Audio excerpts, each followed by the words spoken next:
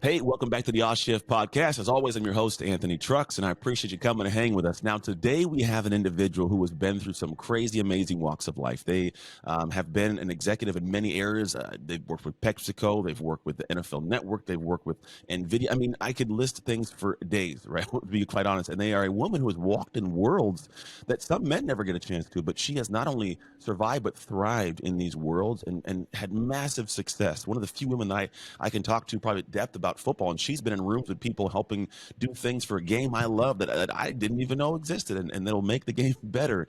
And so for me, I was able to talk through this whole conversation today with an amazing mind, but it was about a different topic, really about the topic of how we can find ways to kind of help women see what they're capable of doing, and how she has done that with her and what's called her band of sisters that all come from amazing places when they first met at PepsiCo. So today when you tune in, make sure you tune in and pay attention to where you can grab nuggets, both as a man and a woman, to really pull together the mental, we'll call it underpinnings of how we function in life to make our lives better. And also, it's a thinking day. We all have these thinking days, and listen, and you know that I'm a big fan of something called Magic Mind. Magic Mind's this product that I happened across years ago naturally on my own, and I love it. It's a daily supplement that I take to help my brain be dialed in so I can sit here and talk with you, be focused with you. And if you go to magicmind.co/shift or go to magicmind.co and use the code AWSHIFT, AWW Shift, you can get a discount on your first order, and you can try it out, man. I love this stuff. Helps me be able to be here, be dialed, be energetic, be focused. And every single month, whenever new clients sign on with us, we send them some of this product because it is that amazing. We're going on over a year now using this, and so I'm excited about the product, so I share it every chance I get with people like yourself in the world. So go grab some Magic Mind at magicmind.co. Use the code AWSHIFT, AWW Shift. Outside of that, let's hop into today's episode. See you over there.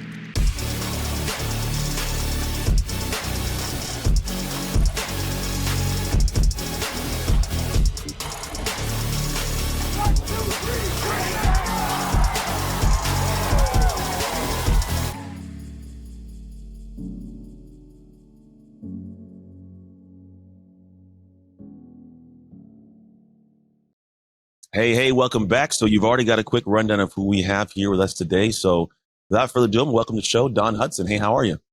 I'm great, thanks. How about you? I'm doing very well. We had our fun little, before you guys we got on here, we were trying to figure out the technology, because it's not always our friend, but we did figure it out. We got to be here, so we're ready to rock and roll. And I'm excited about this person because they've walked in a lot of areas of life that many people may never. They've experienced some things and had some, we'll call it their own awe shift moments through different areas. But on top of that, they've also been able to navigate the success of themselves and other people as well. They're part of something that's called the Band of Sisters, which is pretty cool. We're going to uncover. But before we dive into all of that, Dawn, I'd love for you to give us, we'll call it the Reader's Digest version of you, so that people can get from your own words, like who you see yourself to be. Oh, well, I don't know. I can even describe who I see myself to be. What I can tell you is my really lucky career path I've had, and I do feel lucky and privileged. And, every stop along the way is an opportunity to enjoy and learn. Anyway, I went to, grew up outside Boston. My mom went to Wellesley. My father was an attorney. And so what every good oldest daughter should do is go follow their mom to Wellesley. And nah, that's not me. I'm a little bit more competitive. I'm a little more change it up. And so I discovered Dartmouth College in the woods of New Hampshire. And I love to hike, and I love to be outdoors, and I love sports. It was a very sports-oriented school. And it had just gone co-ed, so I had the opportunity to go. So I did go to Dartmouth when it was about 10% women overall for the college.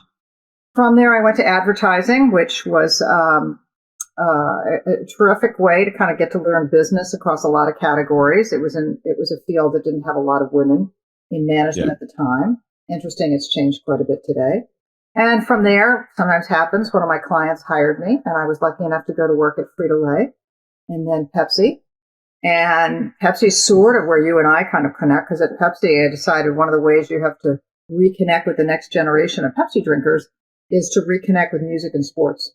And we had a broad set of sports relationships, but we didn't have football. And I set my sets on the NFL. And so was successful, had a chance to work with the NFL, with a number of the owners, and was at Pepsi for 11 years. Left, went to a consulting firm, when we sold the consulting firm to Ernst& Young, my former partner in crime at the NFL was head of sponsorship, had gotten promoted to commissioner, Roger Goodell, and he called me up and he said, I'd like to get a woman on the staff, somebody who's maybe an outside-in perspective on football. You know the brand. Would you come in and consider being head of marketing and events? And I did it, and it was a phenomenal. I told him I'd do it for 3 or 4 years, did it for 4 years. And since then, I'm doing things like the Band of Sisters. But I've been privileged to have a great career, had a lot of mentors and sponsors along the way, which we could talk about the difference on. And I've really learned, I didn't set out to work in a man's world, but it's sort of what has defined most of the environments I worked in were majority men, which is great. I love men. Yeah, me too. It's awesome that you have all this, because the thing is, if you look at face value, people go, oh, this person's cool doing stuff, but there's a lot of behind the scenes you have to navigate. I mean, especially going in and being a minority in this kind of industry, especially football, where we just recently have like the first female, referees. And it's been such a long time for this like kind of progression over to it. I believe I read an article my wife sent me that for the first time there was a woman who kicked a college field goal. I don't think she's actually made the field goal, but she was in the game like for the first time. Yeah. There's a progression towards it, but you were here way before any of that. What do you think stands out to you as some of the most unique, unseen aspects of what it was like for you to walk through those worlds? Well, I think I'll talk to the NFL because we share that in our background, and you love to play. I'm trying to learn flag football because I wish I had played and didn't have that opportunity. But there is now a tackle female football league, as you know. But I think working in a sport that skews toward men, that men play in an environment where most of the senior leaders are men, and I would add to that. It can be intimidating when you sit around the table with the commissioner and all the people around the table, and a number of them are former professional football players. Yeah, I may think I know football, but I kind of hesitate if I'm going to make a point of view on a call or a game change because I don't think I have the background. So what I learned is no matter how much you want to try to make yourself better and improve your weaknesses, you win on your strengths, and you've got to be yourself, and you've got to bring forth what you can contribute differently. And obviously you take a place like the NFL, I'm a student of trends. I'm a student of fans and how they respond. So what I bring to the table is an understanding of how there's a generational shift going on in football today from people who followed teams and watched all day on Sundays to people that follow multiple teams and multiple players on their phone for 6 or 7 minutes, different environment. So I could bring that to the table, be myself, contribute, and I didn't have to, I would accept the strengths other people had around the table that I would never have as much. That's true. I think that there's something unique to that because if, I played and I would sit at the table and I would think about the game I played, not the game that's being played. And that's usually a difference, right? The game that it was 10 years ago is vastly different than it was today. And so I can see how you can have a myopic view of like this, how it should be done. But you coming in present a different perspective that no one in the room's probably even thinking of, which aids their ability to make a decision. So it's actually critical to have a separate mind who doesn't have all the same viewpoints. I think it's actually the most beneficial. So and my aspect, it's like diversity. So for you, like when you think about that kind of diversity, how paramount is that to companies or even just human beings as a whole? I think I joined PepsiCo in the late 1990s, so I'll age myself. I should say my mother had to drive me to work. But anyway, when I joined, it was really thought of to be a men's fraternity environment where you would go to the right name schools and you would graduate and you would go to the right name business schools and you would join PepsiCo. And it was a very fraternity environment, I would say. And a number of a CEO named Steve Reineman at the time and his predecessor and Andrew Newey who followed him recognized that the talent base of the country was changing. And it was becoming diverse in many aspects of that word. And that as a company, if they didn't change their recruiting and change their culture so when they brought diverse people in, they would stay, they wouldn't be getting the best talent for the future. And I was lucky to be part of that and a leader in that. And so I watched a company transition from very white male focused to a very diverse blend. And you read numerous business school studies and other studies that show if you have a business problem or a business opportunity and you put people of different backgrounds together, whether it's race, sex, somebody who grew up in operations with somebody who grew up in marketing, that diversity of perspective will solve a problem faster and more successfully. So I lived it and I learned it and I really believe it. And one of the things that I'm passionate about today and why I joined the Band of Sisters is that it's one thing to get your numbers up, to recruit more diverse people. It's another thing to have a culture that allows people to feel comfortable bringing their different backgrounds, even if sometimes it's saying, help me, I don't know the answer to this, because this is not my area of expertise. To create that culture where actually the diversity can help propel your success. Beautiful. And you've alluded twice to the Band of Sisters. I want to ask one more question. I want you to dive into what that is. But I know along this journey of, we'll call it the changing landscape of just the workforce, I can't imagine every single person to a T or to a man, the pun intended, completely enjoyed this transition. So did you experience any kind of like kickback, microaggressions, kind of people not 100% immediately embracing these new changes? So I did. One really comes to mind. Anthony, I've been lucky. It didn't hit me in the face right away. I think one of the places I probably, you're going to laugh, but when I was in advertising and I was working on at an agency that's now been conglomerated, I was working with Procter & Gamble. And the agency's largest account was Tide laundry detergent. Now, I'm a woman in my 20s. I'm not really wanting to work on Tide laundry detergent. I'd rather work on something more exciting. But it was the biggest single account the agency had. And when they asked me to be the account executive on Tide laundry detergent, I just took it for granted. I wasn't that excited. I thought it was a big, important account. I'll work on it. But for them, that was a really big move. I was the first woman to ever work on Tide laundry detergent, the crown jewels, if you will. And I learned my whole career, I had many things like that where people took a risk on me. And we can talk on the side, but I think sometimes for minorities and women, when it comes to being evaluated for a next opportunity, we're more often evaluated based on what we have done as opposed to what our potential is. And I try to think about in terms of nobody's ever going to do everything perfectly. You judge what are their strengths and can they do the next job. So I was luckily judged that way in my career until I went from Frito-Lay to Pepsi. And again, company was very, very good. But I remember being in my office at a time when we didn't use cell phones and picked up the old clunky phone. And there was a man on the other end of the phone. And he said to me, "You won't make it here. You're not our type, and I'm just telling you that I'll do everything in my power, but you're not going to make it." And he hung up. Now, I might have been shattered by that. I actually thought it was funny, ridiculous. I just thought it was ridiculous that one person thinks they could have that effect. But lucky for me, I had the confidence in my career. I was maybe 15 years into my career at that point, so I wasn't. I imagine if somebody like 24 years of age picked up the phone like that, I mean, that could be devastating. But that could be. I laugh because I can't believe stuff like that happened. And I research, and things like that are still happening today, but they're a little subtler. That was like flat out. And honestly, sometimes a lack of subtlety is easier to deal with. I'd agree. I would agree. I've had a few of those situations, but I've been lucky, and I think one of the reasons I've been lucky is I play it back, I give back, I help people along the way. Other people help me. And when there's issues, I try to confront them head on.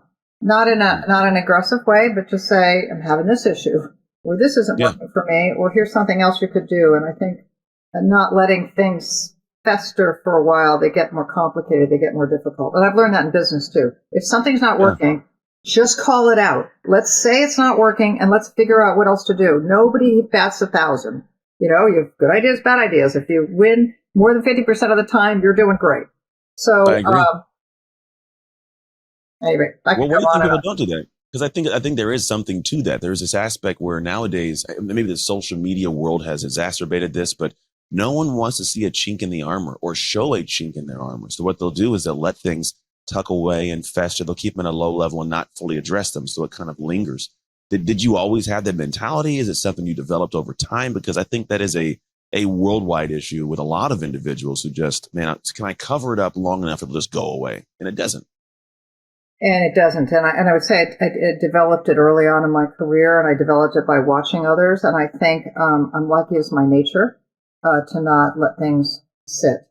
Mm. And I generally, it's one thing to go after something. I think one of my successes is that I have ways of raising difficult subjects that aren't personal or as an attack and aren't interpreted to be angry and aggressive. A lot of people raise things appropriately, but how they do it gets misinterpreted, which results in an overreaction on the other side. So I think I try to help people. You shouldn't have to walk on eggshells, but try to be careful about how you position something in a way that's constructive and productive as opposed to destructive. But I would say it. I was asked at PepsiCo by Steve Reineman if I would participate as a leader. I was then running the North American beverage business in sponsoring a group at the company. And I had seen a lot of research that we hadn't done before, which looked at the experience different factions of our company was having. And it showed that the women of color, Latina, African American, Asian, were all having a worse experience at PepsiCo than the rest. And I didn't understand that because I'm not in any of those groups, but I wanted to understand why. And so I asked if I could sponsor that group. Now, when you sponsor that group, you had better learn and listen, because I'm not going to bring my own experiences, and it would be shame on me if I said, well, this is a way to fix it. So I created a real team-like spirit. And what I learned in that was that particularly women of color feel like you expressed that somehow they have to suppress a part of who they are to come to work to get along. And in doing so, it's uncomfortable, and you can't bring your whole self. I also think it's not that successful a strategy, because if you are out there and excited and enthusiastic, that's infectious. And if you feel like you can't bring that because it won't be accepted. So I think a role of a leader is to make sure that the people in their organization can feel comfortable being them whole selves at work and knowing that a tapestry of different personalities and capabilities will bring more business success. It's not just the right thing to do. It actually is more successful. Yeah, it's kind of like putting a kink on a hose. I mean, if the hose is flowing, I mean, ideas and energy and connection and communication flow. But if someone has to kink the hose for any reason whatsoever, it diminishes the flow of all great things. So I think you have to let people flow and be them. Now, you alluded to earlier sponsors versus mentors, and I heard you just kind of bring that up. I sponsored that group. I'm going to be transparent. I don't 100% know the difference between sponsors and mentors. I could, sort of think about it and guess, but I don't want to guess. Could you share what you believe the separation? I think a lot of people are encouraged to get a mentor. And I think a mentor is somebody who can give you knowledge, can give you perspective to help you perform better over time. So when I'm entering a corporation as just an ad person doing some marketing, I need mentors that I can go to for help in packaging development, operations, things that I don't know as much about, or maybe someone more senior in marketing who can give me advice whether I should go get another course credit or whether I should try to take this job. So mentors are people who offer advice. Because it's a personal relationship, it will tend to be more someone at your level or just slightly above your level, somebody that you feel comfortable having lunch with. Okay. Typically, the mentors, which are very good, and I'm not against mentors at all, but when a decision is being made on someone's career or made on what they're going to get paid, a mentor is typically not in the room. A sponsor is someone more senior who actually wants to help you get better and offer you advice. But typically they'll be more senior and they'll be someone who has the ability to impact your career. So I advise people, yes, get mentors. They'll help you get better. That's great. However, think about who you want to sponsor you. And it could be somebody in your direct line in your department, or it could be somebody that you have. And how do you develop a sponsor? I said, well, wait, sometime you'll have an interaction. Maybe someone senior will say to me, that was a really good point. You know, Joey, you did that really well. Use that as an opportunity to follow up. Say, I really appreciate that comment. Could I ask you a question? You could send them an email. You could stop by their office. So today you could set up a Zoom call and nurture that such that you can overtly say, anything you do that would help me, I would really appreciate it. And then you grow sponsors who can be actually more effective in your career to that makes sense. Make there are a lot of good people that can move forward.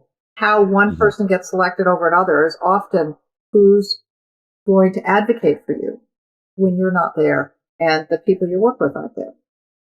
I like that. That does actually clear it up for me. I probably would not have guessed that, which is a good thing because now I'm clear because I can think back to different times, like even in my career, what I do. I'm not in a corporate realm or corporate environment, but there are individuals who are levels above me who I have those moments of time to talk to, and they may vouch for me or, yeah, he should be in the podcast or bring him on your stage. And those kind of things do help me progress. But I also have mentors who are people I can talk to. And I'm like, hey, I got this thing going on. What would you do to get their outside perspective that I may not find? So that's beautiful. Now, I do want to kind of make a little pivot, right? Because I really want you to uncover and unpack for us this band of sisters idea. I know you're one of 6. It sounds pretty cool. It reminds me, and I've never seen a movie of like the Sisterhood of the Traveling Pants. It sounds really bad that I said it. But like when I read it, I'm like, that's got to be like a cool group of people that you want to be part of. And I want to know what it's about, what you guys do, because you're all high level, amazing women. And I can only imagine what you guys are able to do effectively in terms of change and progression. So can you unpack for us first what the Band of Sisters is and also how you guys came together? Sure. So the Band of Sisters is a group of 6 women. With some diversity. We're different races. Some gay, some not, whatever. Different walks of life, single, married, kids, no kids, live Midwest, live whatever. But we're 6 of us, and we worked together at PepsiCo. And then we went on to work at other companies, but we stayed friendly. We've always just liked each other, supported each other at PepsiCo, continue to support each other in life and in our next careers. So, Indra Nui, who was recently retired at the time from PepsiCo, a female champion there, would get a group of us together for dinner sometimes just to talk about old times, have fun, support each other in our next ventures. And we were sitting around the table and we were laughing about some of the things. I probably told the story about getting that call from somebody who said I'd never make it at Pepsi. And somebody made the comment, well, some of these stories aren't so funny. I'm not sure they're not happening today. I said, really? I hope not. There's so many more women and diversity in the workplace. It can't be. But we did a little bit of digging and read some studies from McKinsey and Harvard Business School and some of the others. And we're a little bit appalled and said, what can we do to kind of give back? And how can we educate and help younger women experiencing some of these things that we did? And also, let's bring men into the conversation and help change. So at the time, it was just before the pandemic, we started to do some speaking at Advertising Week and a few other places about this. And we evidently hit resonated because people after these events would come up and really talk to us. So being dedicated Pepsi work hard people, we said, well, let's get more of our examples and codify our material and maybe make some more drawings of these situations we created. And then the pandemic hit. And we thought, well, we'll have a couple of weeks off here. Let's really get a lot of these stories and let's put them in the Google Doc and let's work on it. And then the pandemic became, 2 months. Okay, we're kind of bored. Let's every week get on a Zoom call and let's talk about these stories. And then it was 6 months. All of a sudden we have 350 pages of stories. We've got like 31 situations. And some drawings that a young artist helped us do to kind of capture it. And that's when we decided, well, we can't do public speaking right now. Let's write a book. And none of us had ever done that. And we also were very sensitive to the fact that 6 people all talking to you in their own voice might not be an easy book to read. So we hired a third party to integrate all our material and make it flow with one voice. And we thought, what are we going to call ourselves? Well, we're going to call ourselves Dawn, Lori, Mitzi. No. And so we liked the idea of a sisterhood. That's what we sort of felt about each other. But I'm going to briefly tell you a story. When I was at PepsiCo and when I was really becoming, I was really sort of nurtured personally by a lot of the women of color because I was trying to advocate for them. And I really became friends with people maybe I wouldn't have become friends with. And one time we were at this event, it was one of a handful of white women in a room of maybe 250 African Americans. Somebody said to me, he said, "You are just one bad sister." And I was really pleased with that. And I recounted it to somebody, and they misinterpreted this. And, "Oh, I'm really sorry it didn't go well, Dawn." I said, no, that's a compliment. So you heard it wrong. So when we were talking about it, I said, well, I kind of like sisters, and there's a band of brothers, so why couldn't we be the band of sisters? So that became our handle and what we went on a website for and what we call it. Yeah. That's cool. I like the natural organic origins of it. I like how you guys ebbed and flowed. You guys let it build itself while you also built it. Like, that's super cool. Because I don't think enough of that happens. That's like true collaboration. And that's what I mean, more than just like companies, families need this, relationships need that. So just the fact that you guys exist is a really cool example of humanity. So kudos to you guys for that. I love it. The other thing is, I know a number of men, including my own husband, and when all the Me Too stuff came out, and that was really right before COVID, and was so active, I think a lot of men felt, "Ooh, I could be attacked," or "I'm afraid to open my mouth. I might say something the wrong way," like good intentions. Yeah. So we also talked about, we want to write a book that's inclusive, that educates. I've had a number of men read our book and say, "Oh, I had no idea." Why would they? They don't walk in our shoes. They don't understand how we see things. But if they are aware, and then you're somebody in the room and you see this happening, you can actually help change it. So you're inviting a number of people to help you change the culture, not just giving women tools about how to handle an uncomfortable situation. Let's change it. That makes sense. So, I mean, it sounds like there's some kind of an importance to that. Like it's, the aspect of like, you can, cause Me Too is calling a lot of men out, right? It's just like, you did this, right? But you're talking about like, including men to kind of call them in, like, hey, because I'm sure there are a lot of men, myself will be included, like, I'm on board with what everything's going on there. Like, I have a daughter. I don't want that kind of the world she has to grow up into. So why do you think there is an importance overall in engaging the men in this aspect? Because they're, almost 50% of the population, 50% of who you interact with. And, I'm a very positive person, and I believe most people have hugely good intentions. But intentions are different than knowledge. And just educating you. I had a friend who's a lawyer, older, read it, has 4 daughters. And he said, "Oh my goodness, Dawn, I'm never going to call you a girl again." There's a section about "Don't call me girl," because in the workplace, sometimes there's sloppy language, and again, it's not intended. But if you say, "Oh, did you meet the new girl in accounting?" in a way, you're putting her down. She's just a girl. Yeah. You don't say, "Oh, there's a new boy that just joined us in finance." You don't hear that. So anyway, it's about educating and asking men. So I love Monday morning football conversations in the morning because I feel very comfortable there. But if you're a new employee and you're in the room and it's going on, just alerting other people that there could be somebody in the room who's not participating, and in not participating and actually getting on their phone and doing, like, let's say, texts and things. 2 things are happening. One, they're not engaging with the culture. And secondly, you're inadvertently getting an opinion like they're disconnected or something. So if you're the person, you could say, "Hey, did you see the Game of Thrones last night?" Or somebody else can say, "Hey, if you're not a football fan, what did you do last night?" Or, there's a way to invite people in if you're just a little bit more sensitive to what's going on. And that's all we're trying to do. Yeah, it's almost, I think for me, I played football, obviously, as you know. And so for me, whenever I would go to teams or I was with someone at a team and somebody came in new and they didn't talk, I had this thought of like, what are they thinking? What's going on? Like, are they judging because they didn't talk? I didn't know much about them. So I kind of developed this thing where I would do almost naturally now, like this conversation where I would actually purposely bring them into the conversation because I wanted to hear you talk and speak what your thoughts were because I got a chance to know you. And then in doing so, the room felt more comfortable. If not, it does feel for everybody else uncomfortable. And I could be the catalyst for that as opposed to waiting for that person to speak up. So it sounds kind of like that's what you're alluding to. So there's another situation that very naturally occurs. You may head nod, you may not, but sometimes many people find themselves in a situation, maybe more women than men, but you'll say something in a meeting. And the conversation will go on. Good. I put my idea forth.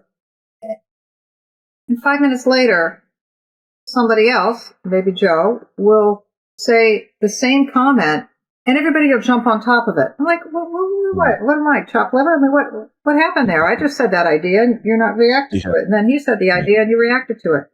If you're the leader of that meeting and you're in the room, and you hear that happening, one, you can say, yeah, Dawn, didn't you say that? Your thoughts, you can have Dawn build on it, makes me feel heard. Yeah. Or if you're not the leader, but you happen to be sitting next to me and you want to build on my idea, you could say, like Dawn said, you never don't get credit because you build on somebody else's idea as opposed to just randomly say it again. So I think if people just have more awareness of that, they see that. That's hopefully when people read the book, they just have a little bit more awareness, and it helps them to draw people in and to nip these little micro moments. Some would call them microaggressions. And when they're happening. It sounds like I want to say like there was a movie, and this is the only one that came to mind. There's a lot of movies that have that moment play out where it's what was it? It was the TV show with Ron Burgundy, whatever it was. I think it might have been, it was Anchorman. Might have been Anchorman. Yeah. And whatever Miss Corningstone's in the meeting says something. And then nobody says anything. And then a couple people later, one of the male, counterparts says, and they go, oh, great idea.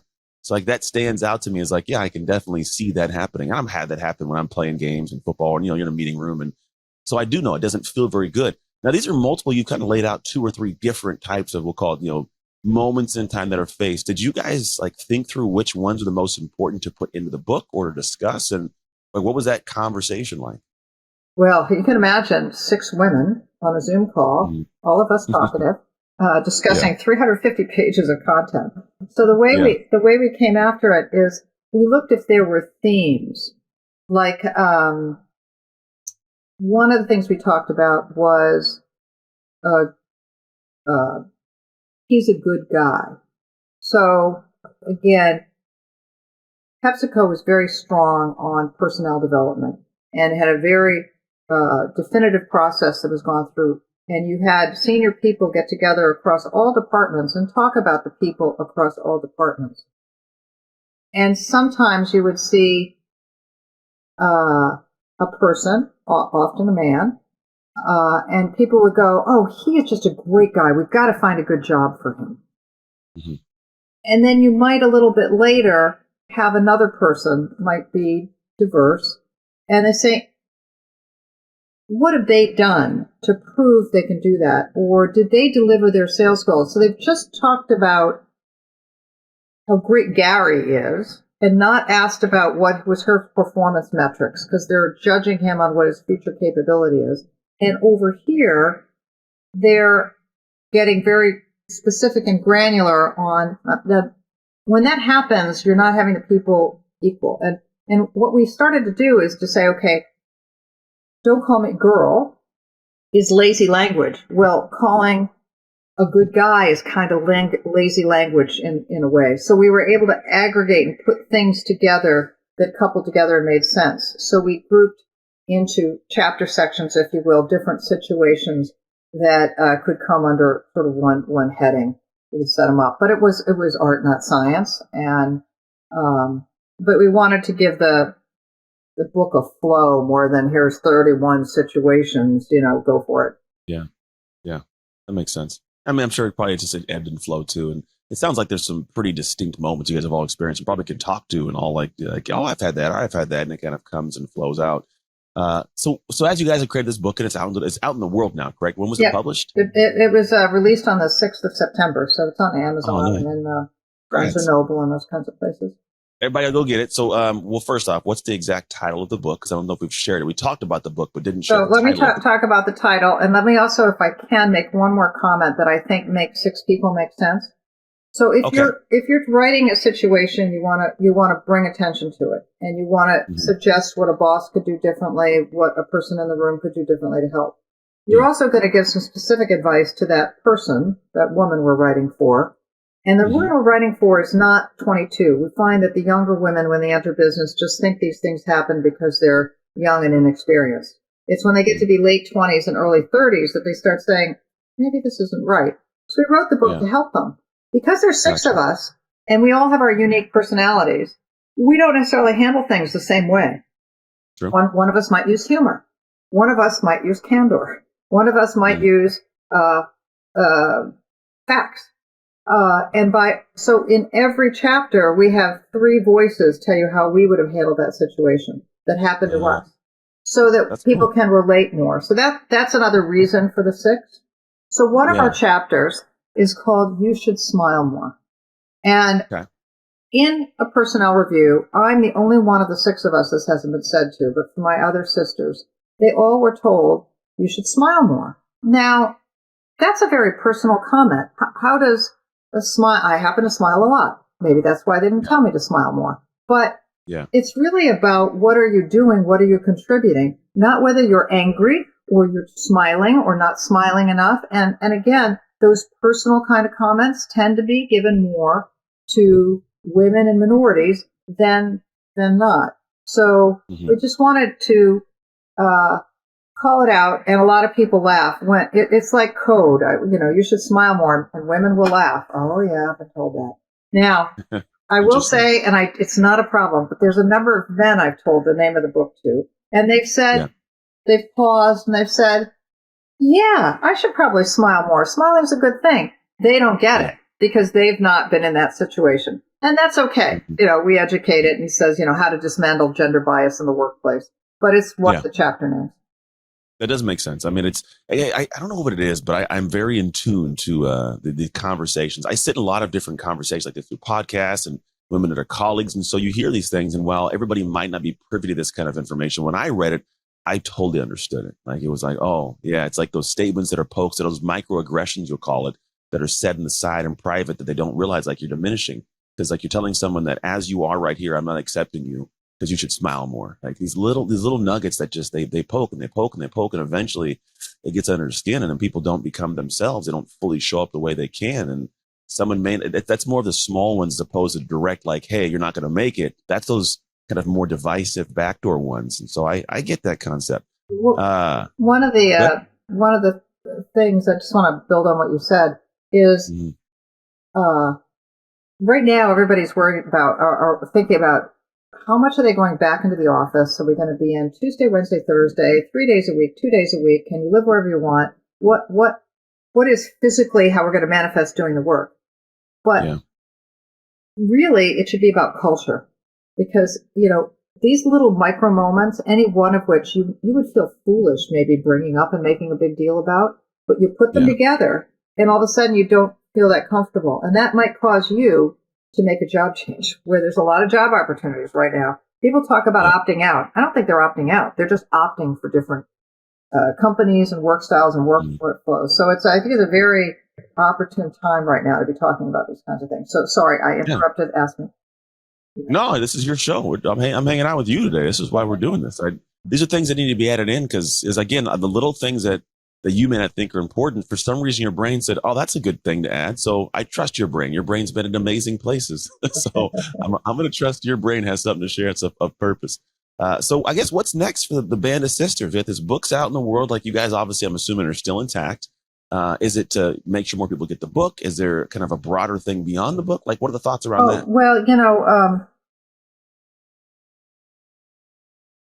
books are, inherently business books are not typically bestsellers, and Yeah, we're on the screen. So our passion is to give back. So the book is one way, but it's really continuing to go to companies, to go to organizations, to talk and share our experiences, because we find there's nothing better than live. And there's six of us, so you don't need all six of us. A couple of us can show up. So we're trying to work with companies, do speaking, do association work, go to groups and organizations, and then we'll also do some some coaching and mentoring if people want us to.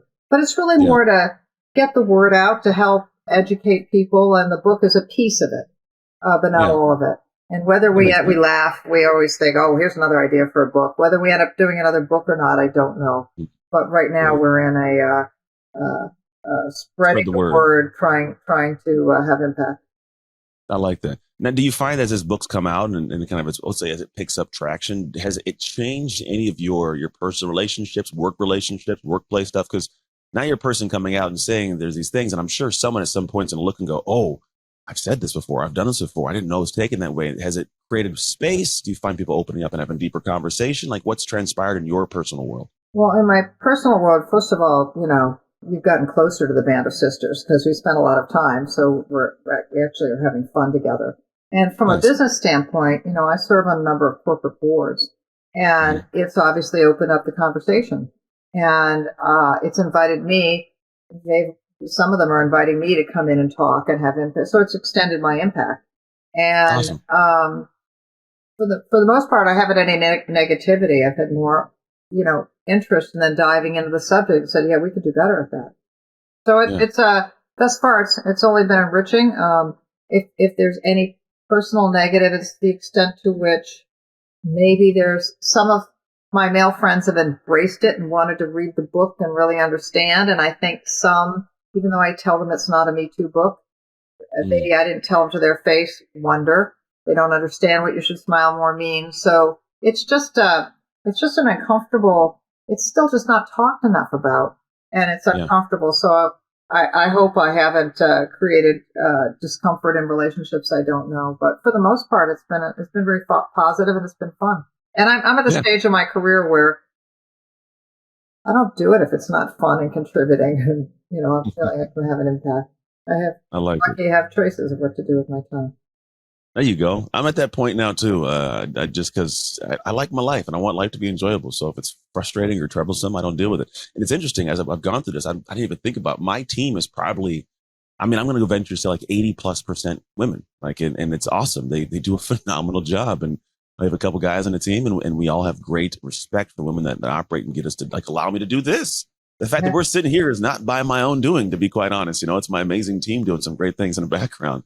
And so, and also, I'll be honest, there are things that I'll do and say, and never in disrespect, which has been great, but they'll give me feedback in areas I'm like, oh, never thought of it that way, but I'm receptive to it and I understand it. And so I make adjustments, or I'll stop posting, or I'll say something different. But it's not that they're like having to stop me from being that guy, but they're just kind of making me more aware of how it could be received in ways that I'm not aware it could be received. And so they've helped me improve in how I communicate, because I do want to reach hearts and minds, and half of them are women. And so if I'm not aware of this, I may be doing detriment to myself and to them by simply not paying attention to these things. And so I'm thankful for having some strong women like yourself who have shared this or putting that out there, because it will change the world for a better world. My daughter's going to be a person growing up in this world, and I want her to enter a phenomenal world. And so I thank you for being a person that's a catalyst to all that.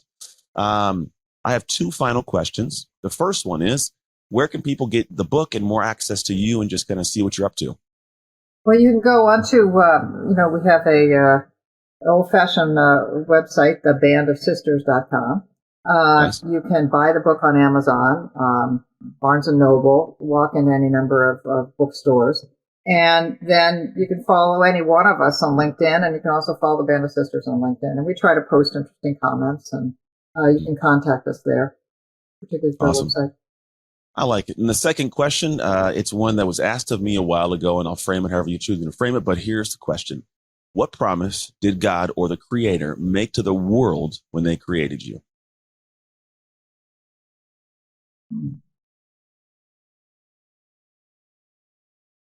Interesting question. That's a very thought-provoking question. I know. That's why I ask it.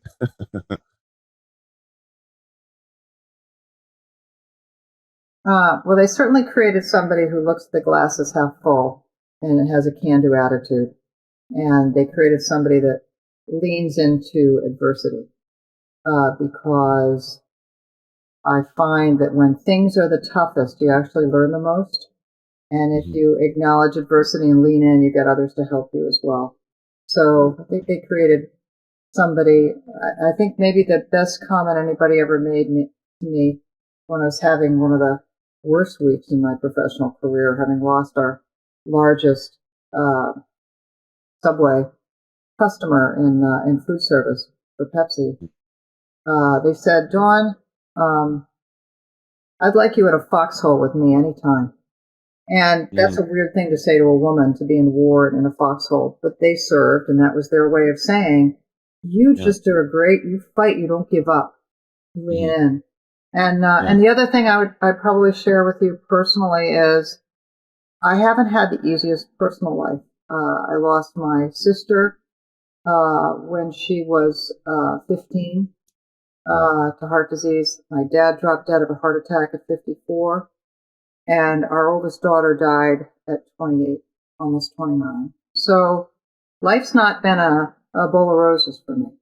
And you can let that get you down, or you can take the life skills that have luckily been imbued in me or developed in me. I think playing sports gives me that tenacity to dive in, and when the score's down, to dive in and do it. And sports is a great analogy for life. So it's really it's allowed me to be me, and kind of you never get over some of those things that happen to me, but you learn to live with them, and you learn to help others who sadly are in the same situation.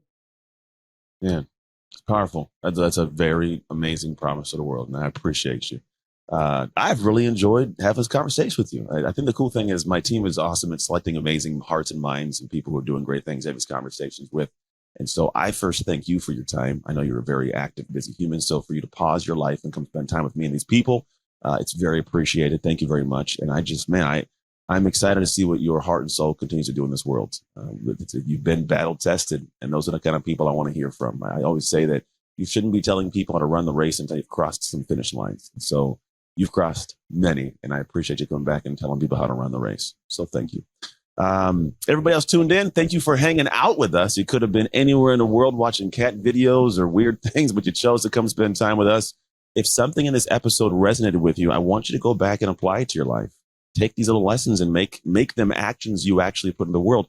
Also, sometimes there's people in your life you can't reach, but we can, the words we speak. So share this episode with that person directly, or at least post it out into the world to the many places you can, and see who picks it up, because sometimes that serendipitous interaction is one that changes somebody's life, and you could be part of that. Outside of that, as always, make the most of your awe shift moments so you can make shift happen. It's Anthony Trucks and Dawn Hudson signing off.